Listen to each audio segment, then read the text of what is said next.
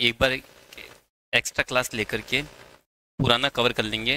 मैं आपको भी केवल एक छोटा सा बेस कवर कर देता हूँ। अब देखो, सीए अकाउंट्स को सीए अकाउंट्स को मेनली हम लोग 5 पार्ट में डिवाइड कर देते हैं। पूरी सीए की जो अकाउंट्स हैं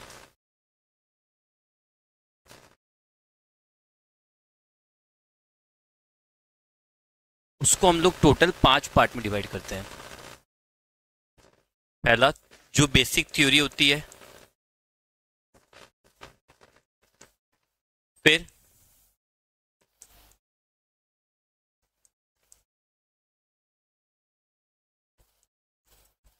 accounting process,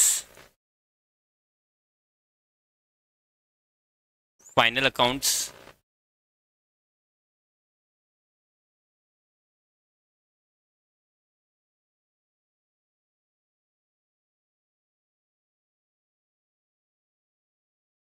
partnership and finally company. Weightage क्या क्या है? इसका वेटेज रहता है approximately 5 to 7%। 5 to 7%, that is like कि हाँ, इसमें क्या क्या आते हैं? अकाउंटिंग प्रिंसिपल्स, रेवेन्यू कैपिटल, ठीक है, अकाउंटिंग कॉन्सेप्ट्स, अकाउंटिंग स्टैंडर्ड्स की बेसिक्स, ये सारी बेसिक बेसिक चीज़ें इसके अंदर आती है। ठीक है, और ये कुल वेटेज कवर करता है 5% का। ठीक है, और 5% पे मेरे हिसाब से ये जो टॉपिक है ना, वो आगे के टॉपिक से ऑटोमेटिक कवर हो जाता है। कुछ को छोड़ दो, एक आध पॉइंट को, बाकी सारे रेवेन्यू कैपिटल हो गए या फिर कोई भी अदर चीज़ हो गई, सर यहाँ पे कवर्ड है। अकाउंटिंग प्रोसेस के अंदर मैं बोलूँ सिंपल, तो 11th की जो आपकी अकाउंट्स थी, जिसमें क्या क्या था? Journal, ledger, bills of exchange, depreciation, subsidiary books etcetera, ये मेन मेन टॉपिक है जिसमें से आपने ये कभी नहीं करा। और इसके अंदर एक नया टॉपिक रहेगा आपके इन्वेंट्री, और इसका ओवरऑल वेटेज रहता है अप्रोक्सीमेटली 35% के नियर बाय। 30 to 35% आप बोल सकते हो। ठीक है,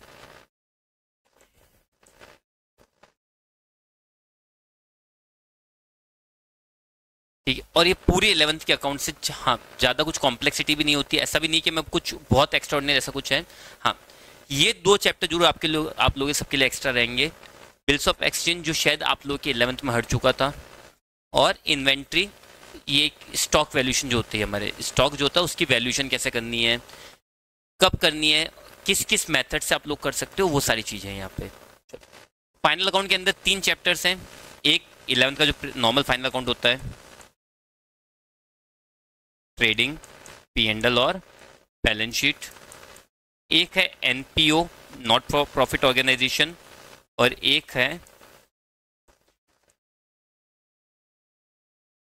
इसका वेटेज भी ऑलमोस्ट ऑलमोस्ट 20-25% रहता है।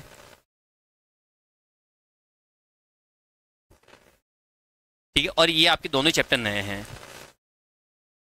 एनपीओ और इनकम्प्लीट रिकॉर्ड्स, ये दोनों कभी आप लोगों ने नहीं देखे हुए हैं। इसके बाद में पार्टनरशिप, वही 11th से 12th वाली, कंप्लीट 12th वाली पार्टनरशिप है। एक छोटा सा टॉपिक भी एक्स्ट्रा नहीं है, वही इंट्रोडक्शन, एडमिशन, गुडविल के ट्रीटमेंट, सेक्रीफाइस वगैरह रेशियोज, या फिर एट वो रिटायरमेंट, डेथ, डिसोल्यूशन, जो आपके 12th में था वो एज इट इज़ यहाँ पे है। ठीक है, उसके अलावा न तो कुछ एक्स्ट्रा है, और मैं ये बोलूँगा कि जो अपने वो था ना, अगर आपने टीएस ग्रेवाल या फिर कौन से एक और एपीसी अगर ये दोनों कर रखी है, तो आपके लिए कुछ एक्स्ट्रा ऑर्डिनरी भी नहीं आने वाला है, वो लेवल सफिशिएंट है। ठीक है, last and final company. Company में 12th वाली शेयर्स तो है ही है। शेयर्स में क्या था आपके? Issue and for feature. ये टॉपिक तो आपके कौन सा आ गया? 12th से। एक्स्ट्रा में क्या क्या है?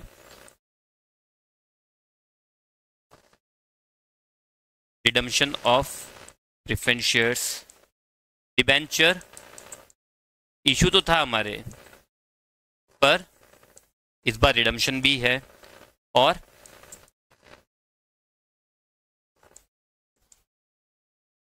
बोनस एंड ये सारे टॉपिक नए हैं आप लोगों के लिए। तो मेरी फर्स्ट प्रायोरिटी ये रहेगी कि जो नए टॉपिक से पहले वो मैं आपको कवर करा दूँ। रीज़न सिंपल है, पहले ये करके फिर ये करेंगे हम लोग। क्यों? ये कहीं ना कहीं आपके लर्न में पड़े हुए हैं तो क्लिक तो कर ही जाएंगे, पर ये कभी पड़े हुए नहीं, तो अब भी एक बार इनको अभी रीड आउट कर लेंगे सब कुछ, फिर ये सारे करने के बाद एक बार वापस इनको रिकॉल कर लेंगे। तो इसके लिए आपको 2 बार पूरी पूरी प्रैक्टिस मिल जाएगी। आर्यवर्धन में इसलिए मैंने इनको पहले पिक करा है, ताकि जो नए चैप्टर्स जितने भी हैं उनकी आपकी अच्छी प्रैक्टिस हो जाए। और अगर आप इनके साथ में, वापस बोल रहा हूँ, मैं ये प्रीफर करता हूँ, हमेशा बोलता हूँ कि अगर आप सीए कर रहे हो तो आपको साथ में सीएमए करनी ही चाहिए, वो इस तरह से। रीज़न, ये जितने पॉइंट्स अगर आप ये सब देख लेते हो तो आप ये समझो आपके सीएमए इंटर की अकाउंट्स कंप्लीट हो गई। सीएमए फाउंडेशन नहीं बोल रहा हूँ मैं, सीएमए फाउंडेशन तो ये आएगा केवल। अगर ये पूरा कर लेते हो तो आपके सीएमए इंटर के अकाउंट्स खत्म हो गए, जिसमें उसमें ये भी नहीं है, ये तो अलग सब्जेक्ट में, कंपनी अकाउंट्स में है। इतने से के अंदर आपके सीएमए इंटर के अकाउंट्स हो जाती है। तो वो वाला ऑफर होता है ना, बाय वन गेट वन, तो वो वाला ऑफर है। और मैं अभी बोल रहा हूँ आपके फाउंडेशन का लेवल बहुत अच्छा है, ये पढ़ के आप सीधे उसमें जा सकते हो। तो आपको करनी चाहिए, मतलब मल्टीपल डिग्री होगी तो आपको बस ये रहेगा कि एक एडवांटेज कि आपको अपॉर्चुनिटी ज़्यादा मिलेगी as compare to single degree, और कोई इशू नहीं है। और सीए करने वाला इजीली सीए में कर सकता है, दोनों के सब्जेक्ट सेम है। बस हाँ, एक छोटा सा ये है कि ये जो आपके फाउंडेशन वो वहाँ पे किस में है, इंटर में। ठीक है।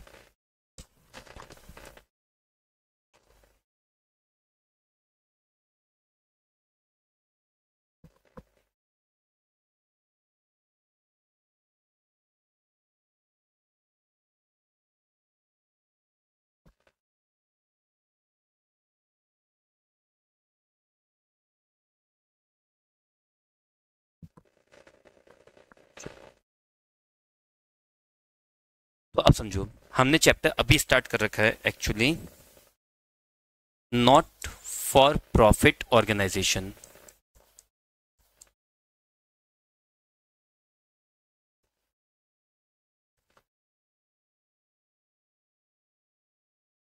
ये इसका दूसरा नाम होता है एनजीओ, नॉन गेनिंग ऑर्गेनाइजेशन। ये होता, अब इसमें देखो, समझो होता क्या है, सारे के सारे कंसर्न्स है ना, केवल और केवल प्रॉफिट के लिए काम नहीं करते हैं। कुछ ऐसे कंसर्न्स भी हैं जो किस लिए काम करते हैं, सेल्फ सेटिस्फेक्शन। उनका सेल्फ सेटिस्फेक्शन किससे आता है, लोगों की सेवा करने से। बहुत सारे ऑर्गेनाइजेशन ऐसे हैं और बहुत सारे लोग भी ऐसे हैं जो ऐसे ऑर्गेनाइजेशंस को रन करते हैं। आप समझो, मैं लोगों की बहुत हेल्प करना चाहता हूँ, मेरे मन में तो बहुत है, पर टाइम ही नहीं है। मैं कैसे करूँ बताओ? मुझे हेल्प तो करनी है, कोई भी, मतलब मैं चाहता हूँ कि किसी न किसी गरीब बच्चे की मदद कर लूँ, या फिर वृद्ध जो होते हैं ना, बूढ़े लोग, उनकी मदद कर दूँ। मेरे मन में बहुत है, बट मेरे पास टाइम नहीं है, तो मैं क्या करूँगा?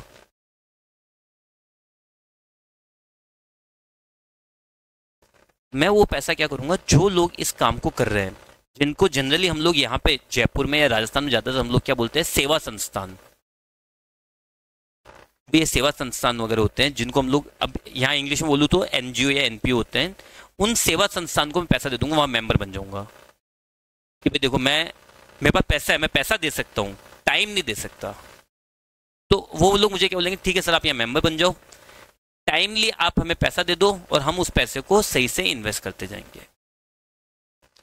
आगे समझे? अब ये अलग अलग टर्म्स अलग अलग जगह काम में आती है। हमने 3 दिन से ये कर रहे थे, तो आज मैं केवल आप लोगों को एनपीओ की कुछ स्पेशल टर्म्स बता रहा हूँ।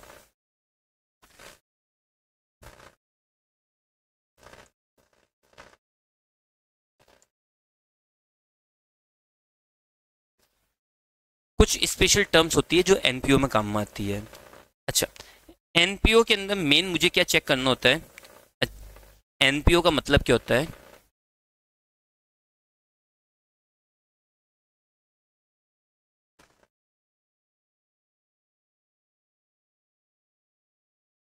organizations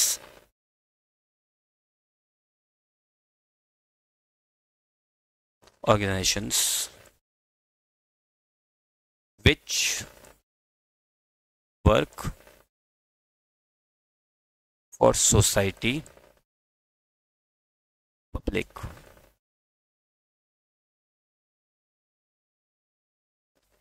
कुछ ऐसे ऑर्गेनाइजेशन जो केवल और केवल पब्लिक के लिए या फिर सोसाइटी के लिए काम कर रहे हैं, जो किसके लिए काम कर रहे हैं, पब्लिक या फिर सोसाइटी के लिए, उनको प्रॉफिट से मतलब ही नहीं है, उनका काम है कि बस हमें लोगों की सेवा करनी है।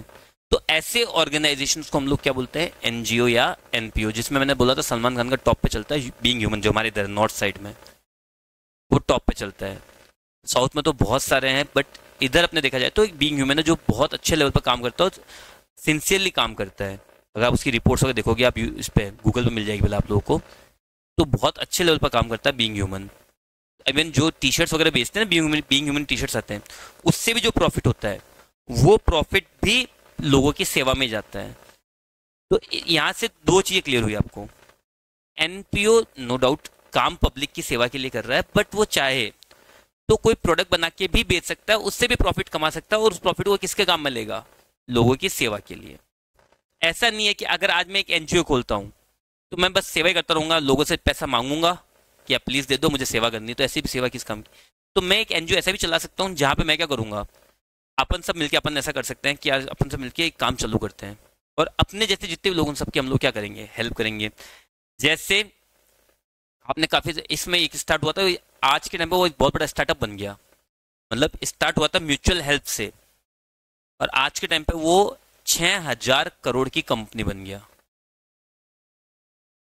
लिज्जत पापड़, नाम सुना सबने, एक पापड़ का ब्रांड है लिज्जत पापड़, ठीक है, टीवी पे ऐड भी बहुत आते हैं उसके। हुआ क्या था, कुछ लेडीज थी घर पे फ्री बैठी रहती थी, वो बोला अपन करे तो करे क्या, अपन बोर हो रहे हैं, तो उन्होंने बोला चल अपन ऐसा करते हैं पापड़ बना के बेचते हैं, आस पड़ोस में बेच देंगे, ठीक है। तो 4-5 लेडीज थी जो घर पे बोर हो रही थी, उन्होंने पापड़ बना के बेचना चालू करा, ऐसे ही कि टाइम पास के लिए, अपन घर पे फ्री तो करे क्या।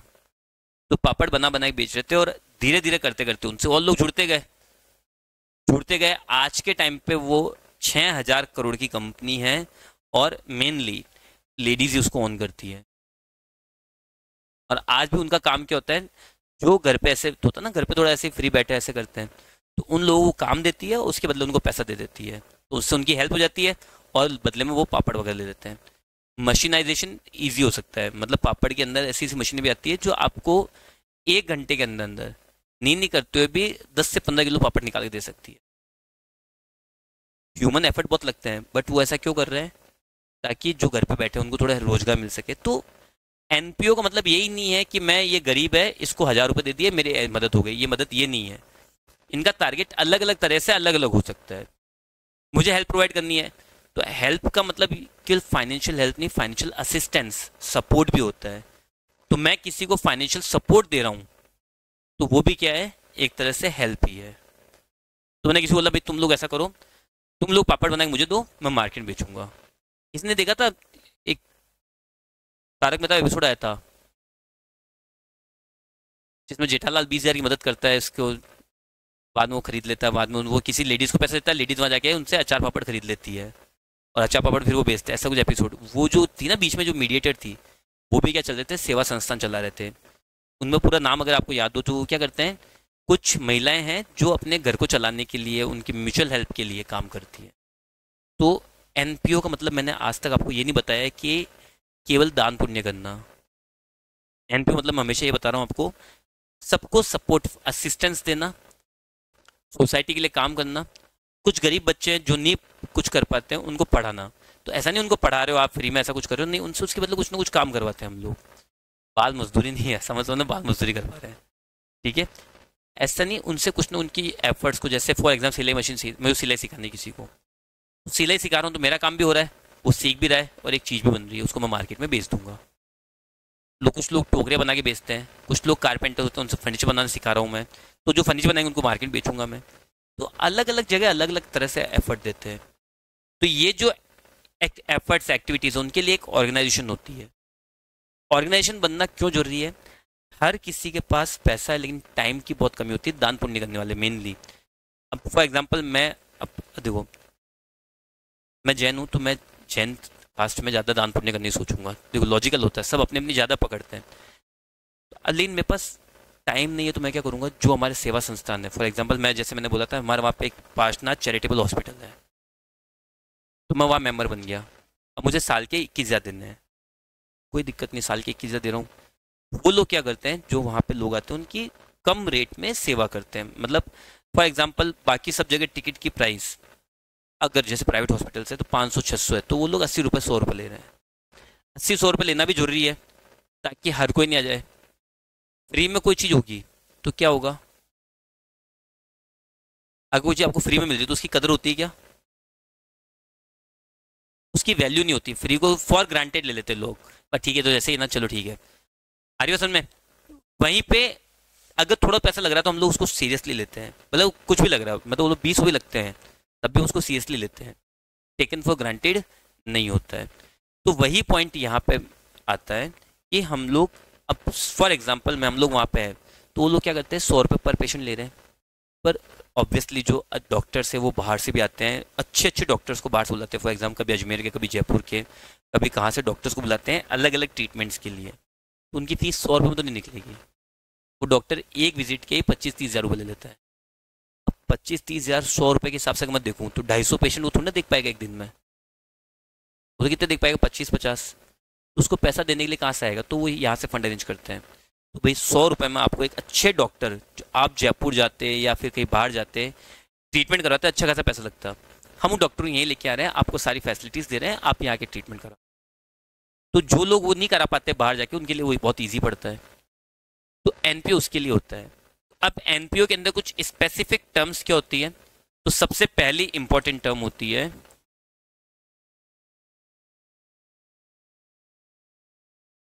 ये आपको हर क्वेश्चन में मिलेगा, सब्सक्रिप्शन। ये ऐसा वर्ड है जो आपको एनपीओ के पहले से लेके आखिरी क्वेश्चन तक सब में मिल जाएगा। तो सब्सक्रिप्शन क्या होगा, ये वर्ड ऐसा तो नहीं किसी सुना नहीं है, सुना सबने है, बताओ कैसे, किस किस वे में? हाँ, एक वो सुना था, रियल लाइफ में नेटफ्लिक्स का सब्सक्रिप्शन, यूट्यूब का सब्सक्रिप्शन, प्राइम का सब्सक्रिप्शन। उसमें क्या होता है, क्या करते हो आप लोग उसमें?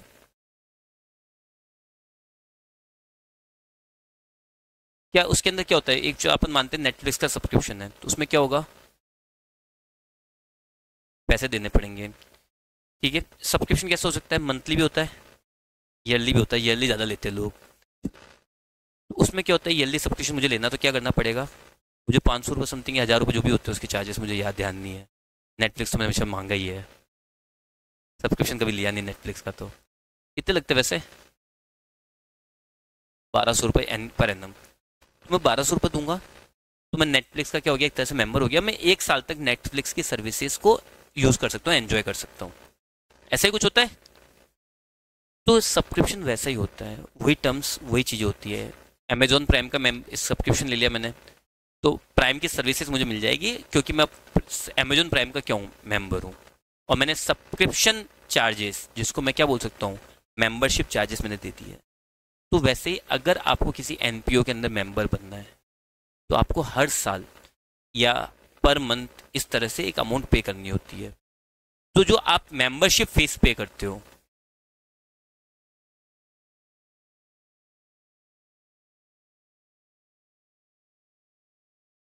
It's a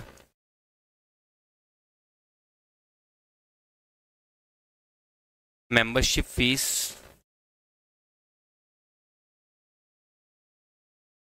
payable by members NPO. तो ये केवल मेंबरशिप फीस होती है, जो कौन पे करता है, मेंबर्स पे करते हैं, किसको, किसको, एनपीओ को। ठीक है, it may be monthly, half yearly, और एनुअल। ये जो मेंबरशिप फीस होती है, तो सब्सक्रिप्शन क्या होता है, मेंबरशिप फीस, एक्स्ट्राऑर्डिनरी कुछ नहीं है। एक जो मेंबरशिप फीस जो आपको हर साल देनी है, जैसे मैंने बोला था कि मैं पार्टनर चैरिटेबल ट्रस्ट जो एक हॉस्पिटल है उसमें मेंबर बना हुआ हूँ, वहाँ पे मुझे हर साल मेंबरशिप फीस कितनी देनी है, 21,000 मुझे हर साल पे करना है, और उसको पे कर रहा हूँ मैं कंसिस्टेंटली। तो उनके लिए वो क्या हो गया, सब्सक्रिप्शन। तो हर साल का उनके लिए पर मेंबर सब्सक्रिप्शन कितना हो गया, 21,000। ठीक है। तो ऐसे हर एक एनपीओ में आपको मेंबर बनने के लिए 100 रुपये से भी स्टार्ट हो जाता है। आपकी मेंबरशिप पे डिपेंड करता है, आपके ऊपर डिपेंड करता है कि आप कितना देना चाह रहे हो। वो इनिशियली आपको बताना होता है कि मैं हर साल या हर महीने इतना अमाउंट पे करूंगा। ठीक है। तो आप जो हर साल हर महीने या हाफ ईयरली जो भी आपने किस्त बांध रखी है उसके हिसाब से जो आप पेमेंट करते हो वो क्या होती है, आपकी मेंबरशिप फीस। आप कभी भी रिवोक कर सकते हो, ऐसा जरूरी नहीं कि आपके बाउंडेशन आपको देना ही देना है। आपको इस पर 2 साल दिया, 3 साल आपका मन नहीं है, या आपको उन पर ट्रस्ट नहीं है, या आप देना ही नहीं चाहते हो, whatever the reason are, आप उसको डिनाई कर सकते हो, कभी भी रिवोक कर सकते हो। हाँ, ये बात है, वापस नहीं मांग सकते मुझे मेरा पैसा वापस दो, ऐसा नहीं हो सकता। आपने एक बार पैसा दे दिया, बात खत्म। हाँ, 2 साल बाद में आपको समझ में नहीं आ रहा है तो आप अपनी मेंबरशिप को, सब्सक्रिप्शन को रिवोक कर सकते हो, छोड़ सकते हो कि अब से मुझे यहाँ मेंबर नहीं रहना, मैं हर साल पैसा नहीं दूंगा। आ रही हो समझ में? इवन इन्फॉर्मेशन नीड नहीं है, अब वो पैसा मांगने आते मना कर दो, बस बात खत्म। मतलब कोई ऐसा नहीं, कोई फॉर्मेलिटीज वगैरह पे करनी है या कुछ ऐसा कुछ करना, कुछ भी नहीं। पैसा आया, आपकी ड्यू डेट आई, सब्सक्रिप्शन भैया आपके सब्सक्रिप्शन ड्यू हो रहा है, मुझे नहीं देना आज से, बात खत्म, वहीं पे आपका मेंबरशिप रिवोक्ड। कोई ऐसा कुछ एफर्ट या ऐसी कोई चीज़ नहीं है। तो पहला पॉइंट आता है सब्सक्रिप्शन। तो सब्सक्रिप्शन क्या होता है, सिंपली अगर बताओ, मेंबरशिप फीस। ज़्यादातर केसेस में ये मेंबरशिप फीस क्या होती है, एनुअल। मेजोरिटी केसेस जब आप देखोगे तो एनुअली होती है। ठीक है। क्योंकि लाने ले आने, बैंक चार्जेस, इनमें ज़्यादा पैसा लग जाता है बार बार ट्रांजेक्शन में, तो एक बार ट्रांजेक्शन करो, बात खत्म। चलो, अब मेन क्वेश्चन आता है, क्योंकि एनपीओ के अंदर 2 चीज़ें मेन रहती है। जब आप अकाउंटिंग करोगे ना अभी, तो आपको 2 चीज़ें मेन जाननी होती है, वो रेवेन्यू है या कैपिटल है। वो एनपीओ को सबसे ज़्यादा अफेक्ट ये 2 चीज़ करेगी, बाकी और कोई इतनी कैलकुलेशन नहीं है। आपको के लिए आइडेंटिफाई करना होता है कि वो रेवेन्यू है या फिर क्या है, कैपिटल। मैं ये वर्ड्स आपको समझा रहा हूँ, मेन रीज़न है मुझे इनका नेचर समझाना है। जो स्पेशल वर्ड्स है उनका नेचर क्या रहेगा, नेचर से पता चलेगा कि वो चीज़ कहाँ पे जाएगी। एक सिंपल मैं 2 वर्ड लेके चलता हूँ ना, 11th को बेस बनाते हैं। आपके एक बनता था प्रॉफिट एंड लॉस अकाउंट, एक बनती थी बैलेंस शीट। याद है थोड़ा बहुत कच्चा पक्का? एक तो क्या बनता था, प्रॉफिट एंड लॉस, और एक बैलेंस शीट। ठीक है। चलो, सैलरी पेड, ये किस में आएगा, बैलेंस शीट में या पीएनएल में? पीएनएल में। क्यों, खर्चा है। मशीन परचेज्ड, बैलेंस शीट में, ये क्या हो गई, एसेट। तो ये हम लोग कैसे डिफाइन करते हैं, ये तो हमारी प्रैक्टिस में आ गया। बाकी अगर इनिशियली मुझे चेक करना हो, सैलरी पेड रेवेन्यू आइटम है, खर्चा है, तो वो पीएनएल में जा रहा है। मशीन एसेट है, कैपिटल एक्सपेंसेस है, और कैपिटल का लिख रहा हूँ बैलेंस शीट में। तो कैपिटल और रेवेन्यू इसलिए पता होना जरूरी है कि वो मेरे पीएनएल में जाएगा या फिर कहाँ जाएगा, बैलेंस शीट में। तो इस नेचर को आइडेंटिफाई करना जरूरी है। तो ऐसे कुछ यूनिक वर्ड्स जो एनपीओ के अंदर अलग से आने वाले हैं, उसमें से पहला है सब्सक्रिप्शन। सब्सक्रिप्शन क्या होता है, मेंबरशिप फीस। एनुअल है, जो चीज़ रिपीटेटिव मोड, मतलब हर साल हो रही है या हर महीने हो रही है, उनका जनरली नेचर क्या होता है, रेवेन्यू। जो चीज़, अब जैसे मैंने आपको पहला एग्जांपल दिया था सैलरी पेड, सैलरी पेड में क्या होगा, हर महीने देनी है मेरे को, वो repetitive day to day expenses है, तो वो किस में जाएगा, मेरे रेवेन्यू में, इसलिए पीएनएल में गया। मशीन, मशीन मैंने एक बार खरीदी, कई सालों की, तो वो मेरे किस में आ गया, कैपिटल एक्सपेंसेस, और वो किस में गया, बैलेंस शीट के एसेट में। तो जो चीज़ रिपीटेटिव, मतलब डे टू डे या रिपीटेटिव मोड में हो रही है, वो सब क्या होती है, जनरली रेवेन्यू होती है। तो जो सब्सक्रिप्शन है, इसका नेचर भी क्या होगा,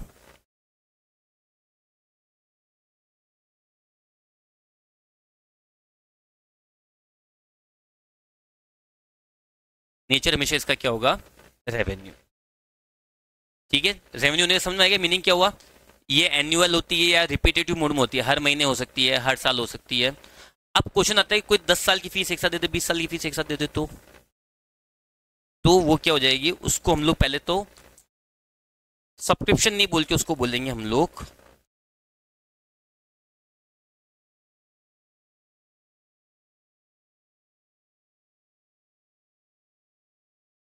लाइफ मेंबरशिप फीस, भाई 10 साल की 20 साल की एक साथ दे दी तो वो सब्सक्रिप्शन थोड़ा ना हुआ, तो वो मेरे लिए क्या मान ली जाएगी, लाइफ मेंबरशिप फीस। ठीक है, अब लाइफ मेंबरशिप का मतलब कभी भी ये नहीं होता है कि कई बीच पूरी जिंदगी की, कुछ टाइम पीरियड होता है, 10 साल 20 साल ऐसे टाइम पीरियड होता है। जैसे आपने सुना ना, वो कोर्ट में नहीं सजा देते तब एक वर्ड बोलते हैं, कौन सी बोलते हैं वो,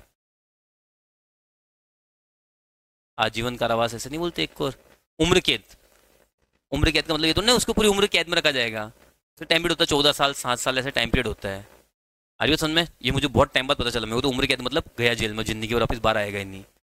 और जैसे जैसे बड़े हुए तो पता चला कि ये तो 14 साल का टाइम लिमिट होती है, बाद में पता चला कि टाइम इसमें भी क्या होता है, दिन और रात को अलग अलग गिनते हैं। तो 14 साल मतलब 7 साल ही होता है। ऐसा सोच के नहीं चल जाते हैं, ऐसा मत सोच लेना फिर तो ठीक है। ठीक है, पर हाँ वहाँ पे अलग सीन चलता है, मतलब धीरे धीरे समझ आया। पर अब पहले क्या लगता था उम्र कैद का मतलब पूरी जिंदगी गए, तो वैसे ही ये वर्ड जब पढ़ते थे ना, जब इनिशियली हम लोग ने, मैंने पहले बार सुना, मैंने लाइफ टाइम मेंबरशिप फीस गई। हाँ बस मेरे लिए ये था कि मैंने थोड़ा काम किया हुआ था कभी, तो मुझे पता था कि लाइफ टाइम में कभी लाइफ टाइम पूरी लाइफ की नहीं होती है, इसमें कुछ टाइम पीरियड होता है। जैसे हम लोग गाड़ी वगैरह खरीदते हैं तो लाइफ टाइम रोड टैक्स पे करते हैं, पर वो रोड टैक्स 7 साल का ही होता है। 7 साल के बाद भी अगर आप गाड़ी कंटिन्यू करते हो तो आपको वापस से रोड टैक्स देना पड़ेगा। पर जो आप कहते हैं ना वो आरटीसी क्या बोलते हैं इसको, आरसी बुक, उसके अंदर पूरा लिखा होगा road tax life time paid. Life time मतलब 7 साल ही होता है। तो मेरे को ये तो दिमाग में था कि चलो इसमें कुछ टाइम लिमिट होती है, तो वैसे ही हर एक ऑर्गेनाइजेशन में अलग अलग टाइम पीरियड होते हैं। आ रही बात समझ में? तो लाइफ मेंबरशिप फीस का मतलब क्या होता है, सबसे पहले when a member page,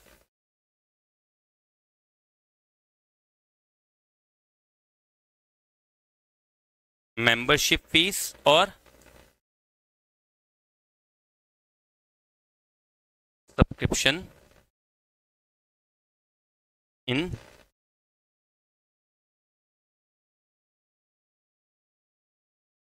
single payment. जब कोई मेंबर अपनी मेंबरशिप फीस और सब्सक्रिप्शन को सिंगल पेमेंट में दे देता है पूरी पूरी, ठीक है,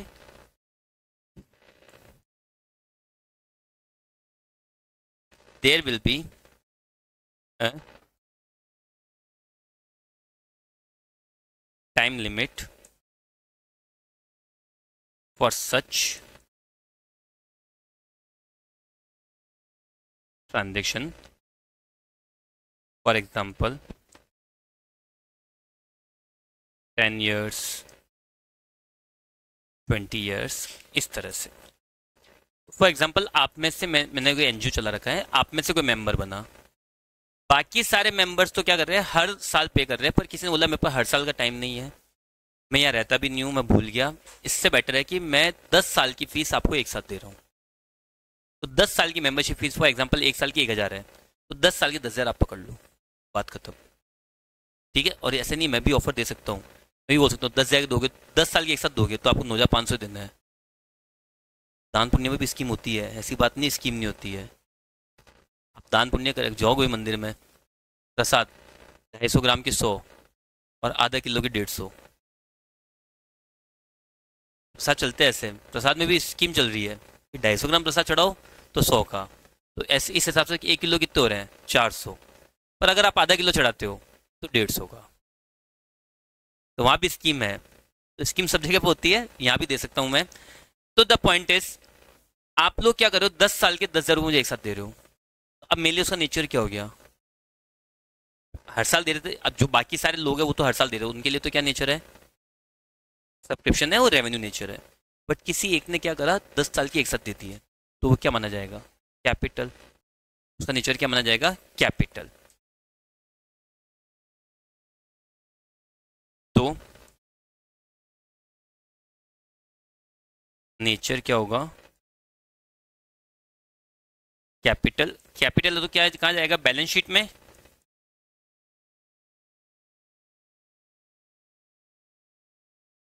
अच्छा मैं बताऊँ, आप एनपीओ ना, मैंने आपको लाइफ टाइम मेंबरशिप फीस 10 साल की 10,000 दे दी, तो कैपिटल हो गया, और कोई भी कैपिटल चीज कहाँ जाएगी, बैलेंस शीट में। मेरा क्वेश्चन है कि बैलेंस शीट में कहाँ लिखोगे, लाइबिलिटीज में या एसेट्स में, सोच के आंसर करो। अब आप एक एनपीओ हो, मैंने आपको 10,000 रुपये 10 साल के एक साथ दे दिए, आपको पैसा मिल रहा है, तो आपके लिए क्या हो गई, लाइबिलिटी। अगर आप कहीं पैसा दे रहे होते तो आपके लिए क्या हो जाती, मेरे लिए वो क्या हो गई, asset, but on the same time आप लोगों के लिए वो क्या हो गई, लाइबिलिटी। गॉट इट, समझ आया। तो बैलेंस शीट में कहाँ शो होगी, लाइबिलिटीज के अंदर। आप एसेट भी खरीदते हो, फॉर एग्जाम्पल आपने 10,000 की मशीन खरीदी, उसकी लाइफ है 10 साल, तो आप उसको ट्रीट कैसे करते हो, पहले इनिशियली मैं क्या लिखूंगा, बैलेंस शीट के एसेट्स में 10,000, फिर हर साल मैं क्या करूंगा, एक अमाउंट को डेप्रिशिएट करते करते उसको पीएनएल में ट्रांसफर करूंगा, तो बैलेंस शीट से अमाउंट कम होती जाएगी, और धीरे धीरे वो मेरा खर्चा बनते बनते पीएनएल से पूरी चार्ज हो जाएगी, एक टाइम पे आके जीरो हो जाएगी। ऐसा ही करते हैं हम लोग, या कुछ एक्स्ट्रा ऑर्डिनरी करते हैं, सेम यहाँ पे भी करना है। तो एसेट्स की वैल्यू जब मैं कम कर रहा हूँ, तो उसको कहाँ दिखा रहा हूँ, एक्सपेंस में। एक तब मैं लाइबिलिटीज जब मैं कम करूंगा, तो उसको कहाँ दिखाऊंगा मैं, इनकम में। ठीक है, तो इस चीज को मैं every year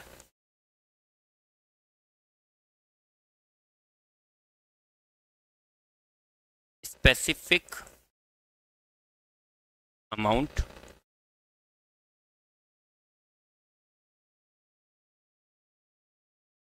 will amortise. Amortise का मतलब क्या होता है, डेप्रिसिएशन का दूसरा नाम है एक तरह से। हाँ, एमोटाइज वर्ड जनरली देखो, डेप्रिसिएशन वर्ड काम में आता है टेंजिबल एसेट्स के लिए, एमोटाइज वर्ड काम में आता है इंटेंजिबल और इनकम्स को कम करने के लिए। तो मेरे को 10 साल की मेंबरशिप एक साथ मिल गई, तो मैं क्या करूंगा, हर साल एक अमाउंट को पीएनएल में ट्रांसफर करूंगा, तो उस प्रोसेस को मैं क्या बोलूंगा, एमोटाइज करना, वैल्यू को कम करना। आ रही बात समझ में। वर्ड्स ध्यान रखना, देखो अब धीरे धीरे क्या होगा, वर्ड्स आपके लिए मेन हो जाएंगे। डेप्रिशिएशन किसके लिए काम में आएगा, टेंजिबल एसेट जितनी भी, जैसे ये फर्नीचर है, बोर्ड है, इनके लिए मैं वर्ड क्या काम में लूंगा, डेप्रिसिएशन, ये डेप्रिशिएट हो रही है। पर अगर कोई इनकम है, तो इनकम के लिए मैं क्या काम में लूंगा, एमोटाइज करना, ताकि पता चले कि हम लोग किस चीज़ के बारे में बात कर रहे हैं। इंटेंजिबल एसेट्स उनके लिए भी क्या काम में लूंगा, एमोटाइजेशन। वर्ड से हमें पता चलता है कि हम लोग किस बारे में बात कर रहे हैं। तो एक पॉइंट पर आप लोग जब इंडस्ट्रीज वगैरह में होंगे, तो आपके लिए वर्ड्स ही बोलेगा, अगला आके बोलेगा यार इस चीज़ को अमोटाइज कर दो, तो वो आपको समझना है कि एमोटाइज करने का बोल रहा है मतलब ये मेरे को किसी या तो इंटेंजिबल की बोल रहा है, या फिर किसकी बोल रहा है, इनकम की। इंटेंजिबल एसेट्स तो यही यही होती है बस किताबों में, रियल लाइफ में इंटेंजिबल एसेट्स कोई शो नहीं करता है। मैं अभी इतनी कंपनीज की बैलेंस शीट देखी है, मैंने आज तक किसी कंपनी की बैलेंस शीट में गुडविल नहीं देखी। रियल लाइफ में मैंने जो देखी है उनके अंदर मैंने बड़ी कंपनी छोड़ दो, जैसे टाटा वगैरह, इन सबको छोड़ दो, ये लोग तो मैनेज करते हैं चीज़ों को। जो नॉर्मल होती है ना, प्राइवेट लिमिटेड, ये सब जो कंपनीज होती है या पार्टनरशिप फर्म्स होती है, मैंने कम से कम नहीं तो 1,000 से ज़्यादा बैलेंस शीट देखी है, 1,000 बैलेंस शीट मैंने आज तक गुडविल ये सब नहीं देखे।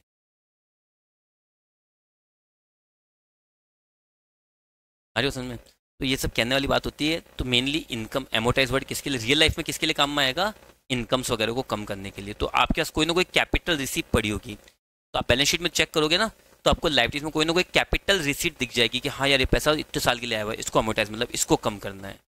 ठीक है, तो every year specific amount will amortise from balance sheet to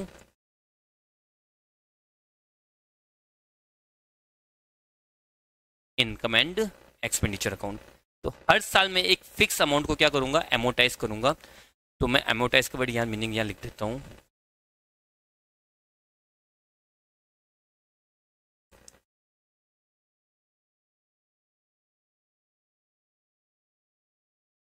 to reduce the value of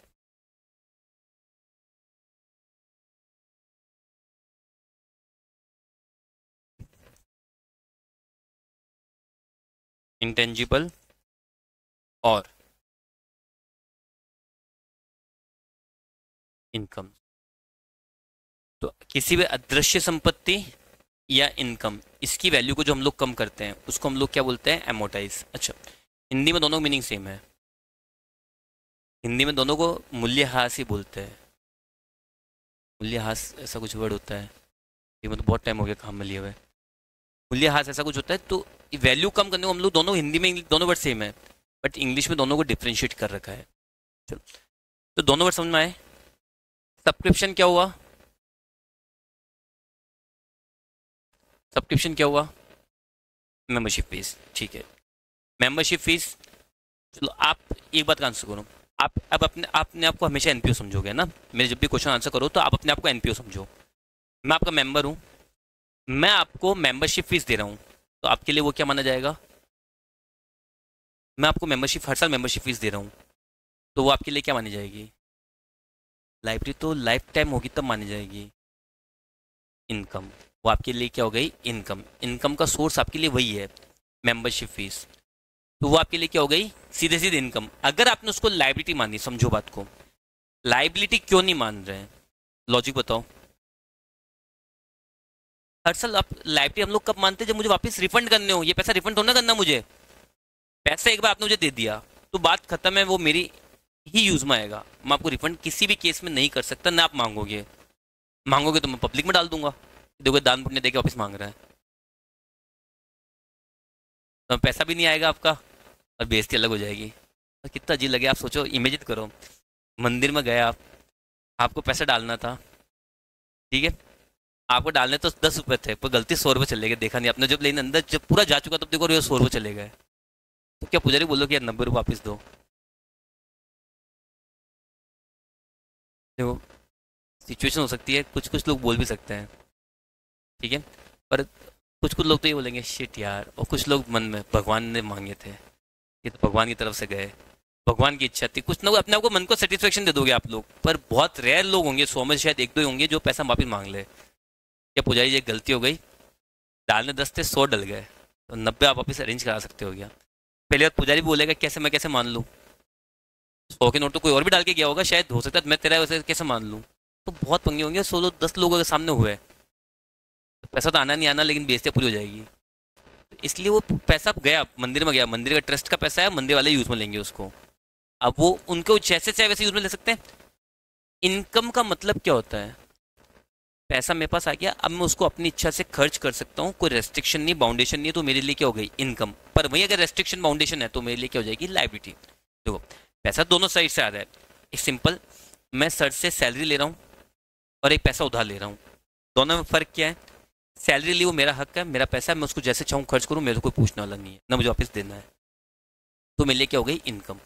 भाई पैसे उधार लिए तो मैं पहले उनको रीज़न बताना होगा, रीज़न बताने के बाद में मुझे वो पैसा वापस से इन फ्यूचर लौटाना पड़ेगा, तो पैसा मेरा नहीं हुआ, तो मेरे लिए क्या हो गई, लाइबिलिटी। तो यहाँ पे सब्सक्रिप्शन आप लोगों के लिए क्या हो गई, इनकम हो गई, क्योंकि वो आपके हिसाब से आप चाहो वैसे काम में ले सकते हो। चलो, लाइफ मेंबरशिप फीस आपके लिए क्या होगी, लाइबिलिटी, ठीक है। तो मैंने 10 साल के लिए आपको 10,000 रुपये दिए है, तो उसको आप कहाँ शो करोगे, बैलेंस शीट की लाइबिलिटीज में।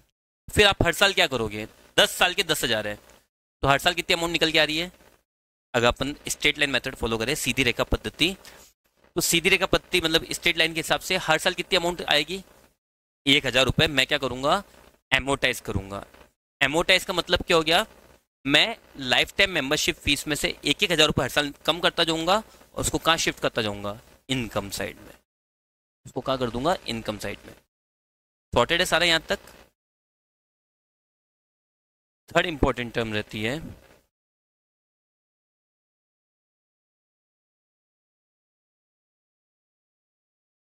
डोनेशन,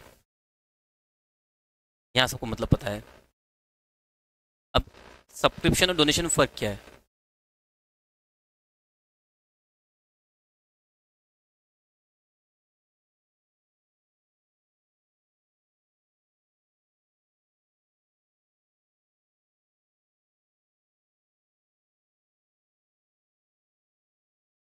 सब्सक्रिप्शन में मैंने मेंबरशिप ले रखी है, और मेंबरशिप में क्या हुआ, मैं वो हर साल अमाउंट, एक स्पेसिफिक अमाउंट है वो हर साल पे करनी है, तो वहाँ पे अमाउंट भी स्पेसिफिक है, मेरे को मेंबरशिप भी मिलती है, वहाँ पे जो बोर्ड होगा, कमेटी का बोर्ड होगा, वहाँ पे मेरा नाम भी होगा, कि सदस्य पीयूष कुमार दुग्गड़, इस तरह से।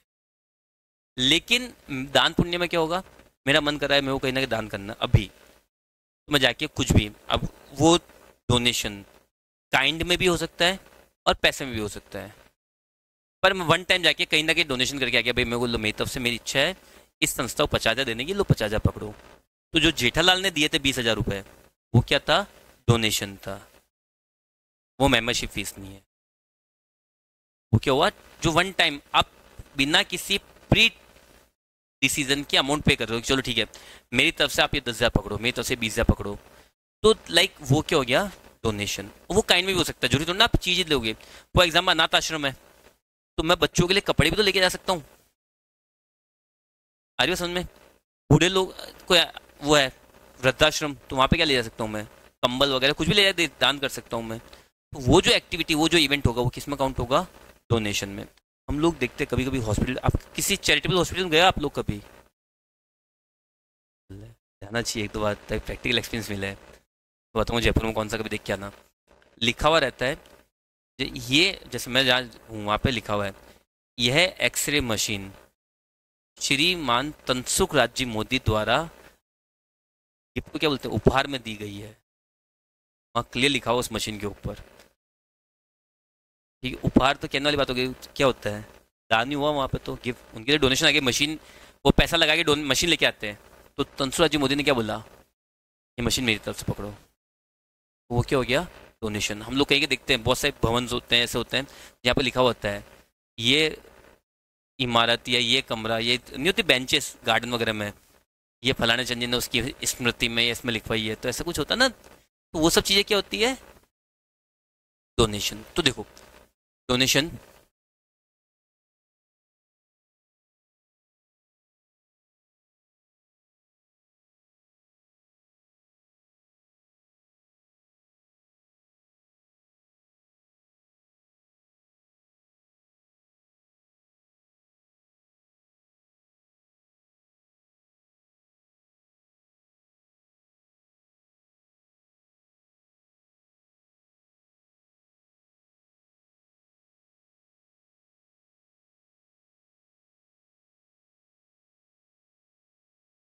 तो when a person gives something to NPO without being a member, तो वो क्या होती है, डोनेशन। अब डोनेशन दो तरह का होगा, इसको समझना।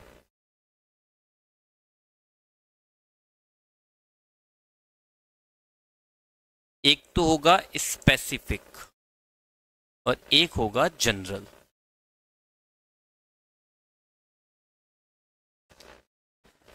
दोनों में डिफरेंस क्या है, स्पेसिफिक और जनरल में डिफरेंस क्या है। मैं आपको डोनेशन तो दे रहा हूँ, आपने फॉर एग्जांपल एक वो खोल रखा है, ऑर्फेन होम, अनाथ आश्रम खोल रखा है, तो मैंने बोला कि आप लोगों को कि इन बच्चों के लिए मैं पैसे दे रहा हूँ और इनके लिए अच्छे बेड लगवा देना। अब मैंने पैसा तो दे रहा हूँ आपको साथ, लेकिन साथ ही साथ मैंने पर्पस बता दिया कि मेरे को क्या लगवाना है, केवल और केवल बेड लगवाने हैं। या मैंने बोला इनके लिए इस एरिया के अंदर कोई अच्छे से रूम बनवा देना। तो डोनेशन के साथ मैं आपको इस बाउंड कर रहा हूँ कि मेरा पैसा तो दे रहा हूँ, मैं पैसा इधर उधर मत खर्च कर देना, मेरे को इसी जगह खर्च करवाना है। आ रही हो समझ में। तो मैं आपको स्पेसिफिकली बता रहा हूँ कि मुझे मेरा पैसा यहीं पे खर्च करवाना है। मैं बनवा सकता हूँ पर मेरे पास टाइम नहीं है, इसलिए मैं आपको पैसा दे रहा हूँ, बोल रहा हूँ कि यहाँ पे बनवाना है या मेरा नाम लिखवा देना।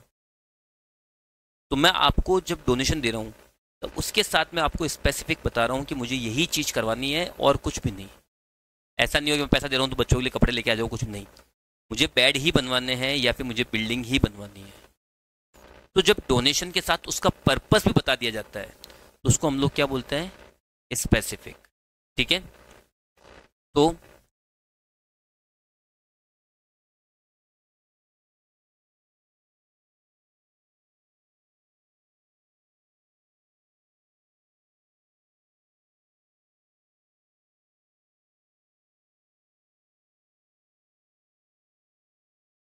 पर्पस ऑफ डोनेशन क्या है, बिल्कुल स्पेसिफिक है, क्लियर है।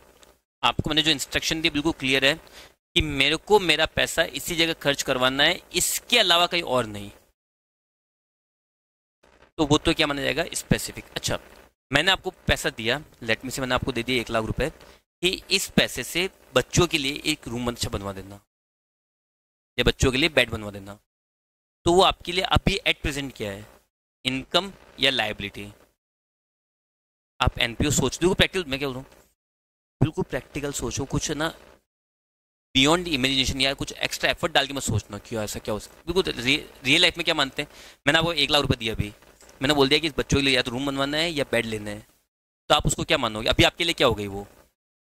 कब तक वो लाइबिलिटी रहेगी? जैसे आपने बेड बनवाए या वो बिल्डिंग बनवाई, बात खत्म। लेकिन अभी वो 1 लाख आपके लिए क्या बन गई, लायबिलिटी। और जैसे जैसे बिल्डिंग का पैसा खर्च होता जाएगा, आप उस फंड में से वो पैसा निकाल निकाल के देते जाओगे। तो इनिशियली जो आपके स्पेसिफिक डोनेशन आता है रीजन के साथ में, तो उसका नेचर क्या होगा,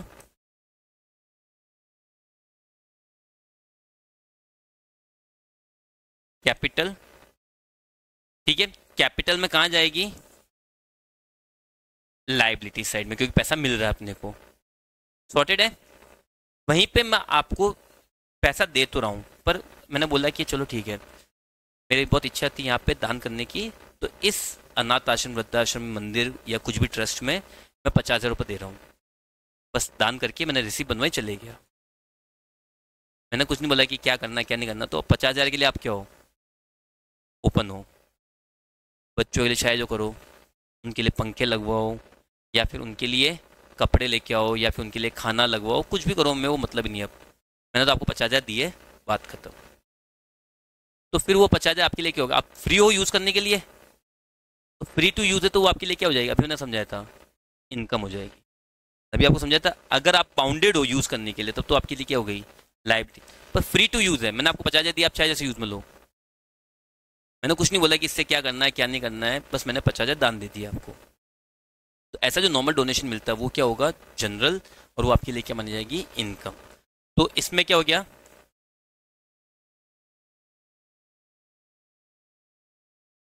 नॉर्मल डोनेशन रिसीव्ड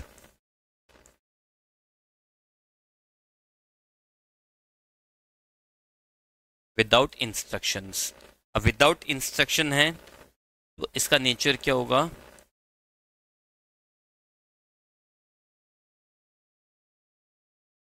रेवेन्यू, और ये कहाँ जाएगा,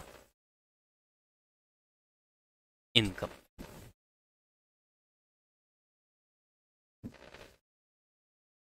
कोई डाउट यहाँ तक बेटा, तीनों मीनिंग समझ में आए? मैं अगर हटा के इनको पूछता हूँ, मेंबरशिप फीस क्या होती है, सॉरी सब्सक्रिप्शन, सब्सक्रिप्शन क्या होता है, मेंबरशिप फीस। Nature, revenue. क्यों, क्योंकि वो हर साल रिपीट होगी। जो चीज़ रिपीटेड मोड में है वो हर चीज़ की होती है रेवेन्यू। चलो ठीक है, रेवेन्यू तो किस में जाएगी, इनकम में। आपके लिए पैसा आ रहा है, इनकम है। चलो, लाइफ मेंबरशिप फीस, मीनिंग